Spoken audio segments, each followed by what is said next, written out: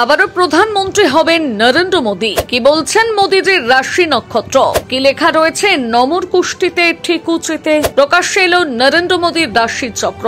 দেশ জুড়ে চলছে লোকসভার ভোট। এই ভোটের মধ্যে দিয়ে নতুন করে নির্বাচিত হবে দেশের সরকার। বিগত 2 বছর ধরে প্রধানমন্ত্রীর পদ অলংকৃত করে আছেন নরেন্দ্র মোদী। এই নিয়ে নরেন্দ্র মোদী দুবার প্রধানমন্ত্রী হয়েছেন। এখন প্রশ্ন হলো, এই তৃতীয়বারেও কি নরেন্দ্র মোদী প্রধানমন্ত্রী হবেন, নাকি এবার পালা বদল ঘটবে? কি বার্তা দিচ্ছে নরেন্দ্র মোদীর জন্মছক? সম্প্রতি একটি প্রতিবেদনে প্রধানমন্ত্রী নরেন্দ্র মোদীর রাশি চক্র সম্পর্কে আলোচনা করা হয়েছে। সাধারণত প্রত্যেকটি মানুষেরই নির্দিষ্ট একটি রাশি চক্র থাকে, যা মূলত জন্মছকের উপর নির্ভর করে তৈরি করা হয়। এই রাশি চক্র দেখে বলে দেওয়া যায় কোন ব্যক্তির আয়, উন্নতি, মঙ্গল, অমঙ্গল কেমন হবে। ঠিক তেমনি নরেন্দ্র মোদীর রাশি চক্র থেকে আভাস মিলছে তিনি প্রধানমন্ত্রী হবেন কি হবেন না সেই সম্পর্কে। প্রধানমন্ত্রী নরেন্দ্র মোদীর জন্ম 1950 সালের 17 সেপ্টেম্বর। জন্মছক অনুযায়ী প্রধানমন্ত্রী নরেন্দ্র মোদী বৃশ্চিক রাশির জাতক। বৃশ্চিক রাশির জাতকদের বেশ কিছু ভালো ভালো বৈশিষ্ট্য রয়েছে,